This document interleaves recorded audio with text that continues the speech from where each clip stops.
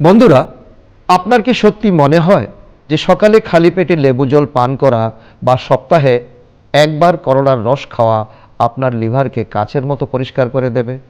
আচ্ছা, যদি আপনার উত্তর হ্যাঁ হয়, তাহলে আপনিও সেই কোটি কোটি মানুষের মধ্যে পড়েন যাদের মার্কেটিংয়ের জাদুগরি দুনিয়া বোকা বানিয়েছে। দেখুন, সত্যটা হলো লিভার পরিষ্কার করা কোনো কল খুলে ধুয়ে ফেলার মতো সহজ কাজ নয়। আপনি যদি পুরো সপ্তাহ জুড়ে তরল চিনি ভর্তি কোল্ড ড্রিঙ্কস পান করেন এবং রাত 2টায় ভারী খাবার খেয়ে ঘুমোতে যান, আর তারপর আপনার মনে হয় যে এক গ্লাস ডিটক্স জুস আপনার লিভারের সব ভুল মাফ করে দেবে, তাহলে ভাই সাহেব, এটা ঠিক যেন জ্বলতে থাকা বাড়ির উপর এক বালতি জল ঢেলে দেওয়ার মতো। বাস্তবতা খুবই ভয়ঙ্কর, কারণ আজ ভারতে প্রতি 3 জনের মধ্যে একজন ফ্যাটি লিভারের সমস্যায় ভুগছেন। এখন এই রোগ শুধু বয়স্কদের মধ্যে সীমাবদ্ধ নয়, বরং 25 বছরের তরুণরাও লিভারের প্রদাহ এবং ফাইব্রোসিস নিয়ে ঘুরছেন। আজকে এই চ্যানেলে আমরা কোনো জাদুগরি দাবির কথা বলবো না, বরং সেই খাঁটি বিজ্ঞানের কথা বলবো যা আপনার লিভারকে নতুন জীবন দিতে পারে।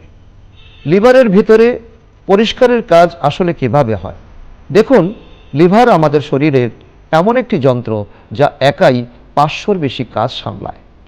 যখন আমরা পরিষ্কারের কথা বলি, তখন লিভার এটি কোনো সাধারণ ছাঁকনির মতো কাজ করে না, বরং এটি একটি অত্যন্ত সূক্ষ্ম রাসায়নিক প্রক্রিয়া। এটি বোঝা জরুরি, তবেই আপনি বুঝতে পারবেন যে শুধু জুস পান করলে লিভার পরিষ্কার হতে পারে না। লিভারের ভিতরে পরিষ্কারের কাজ 2টি প্রধান ধাপে হয়, যাকে আমরা ফেজ 1 এবং ফেজ 2 বলি। ফেজ 1-এ লিভার শরীরে থাকা সেই বিষাক্ত উপাদানগুলিকে আঁকড়ে ধরে, যেগুলো চর্বির মধ্যে দ্রবীভূত থাকে। এখানে লিভার বিশেষ রাসায়নিক পদার্থ ব্যবহার করে এই বিষগুলি ভেঙে ছোট ছোট অংশে পরিণত করে। কিন্তু এখানে একটি বড় বিপদ লুকিয়ে আছে। এই ছোট অংশগুলো আসলে বিষের চেয়েও অনেক বেশি বিপজ্জনক হতে পারে। ফেজ 2-এর কাজ হলো এই বিপজ্জনক টুকরোগুলোকে জলের দ্বারা দ্রবণীয় করে তোলা, যাতে সেগুলো প্রস্রাব বা মলের মাধ্যমে শরীর থেকে বের হয়ে যেতে পারে। এই পুরো প্রক্রিয়াটি সঠিকভাবে চালানোর জন্য লিভারে নিয়মিত প্রোটিন, ভিটামিন এবং খনিজের প্রয়োজন হয়।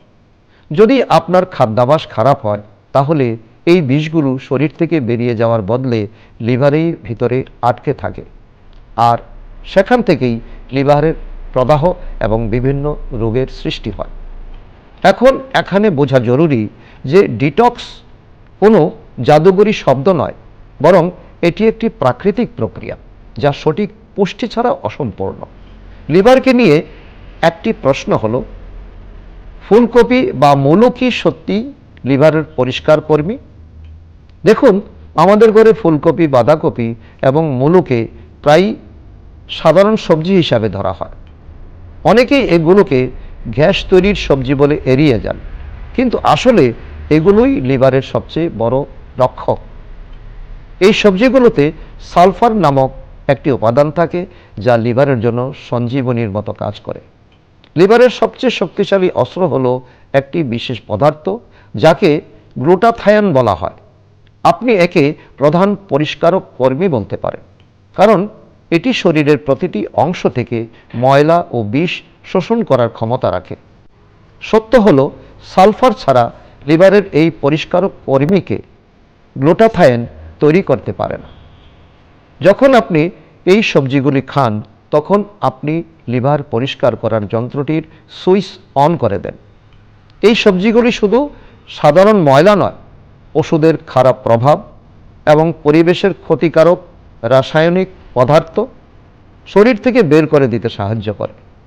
মূলোর কথাই ধরুন, মূলো খেলে শরীরে পিত্ত অর্থাৎ বাইল তৈরি হয়। পিত্ত লিভারের জন্য সেই সাবানের মতো যা ময়লাকে জড়িয়ে অন্ত্র পর্যন্ত নিয়ে যায়। যদি পিত্ত ঠিকমতো তৈরি না হয়, তাহলে লিভার যতই চেষ্টা করুক না কেন, ময়লা শরীরের ভিতরেই ঘুরতে থাকবে। তবে যাদের খুব বেশি অ্যাসিডিটি বা গুরুতর হজমের সমস্যা আছে, তাদের উচিত সবজিগুলি হালকা রান্না করে খাওয়া, যাতে সেগুলি সহজে হজম হয়ে যায়। ডিম খেলে কি সত্যি ফ্যাটি লিভারের সমস্যা হয়? ডিম নিয়ে অনেকের মনে ভয় রয়েছে যে যদি ফ্যাটি লিভার থাকে তাহলে ডিমের কুসুম একেবারেই খাওয়া যাবে না, নইলে কোলেস্টেরল বেড়ে যাবে। বিজ্ঞান এই ধারণাটিকে সম্পূর্ণ ভুল বলে মনে করে।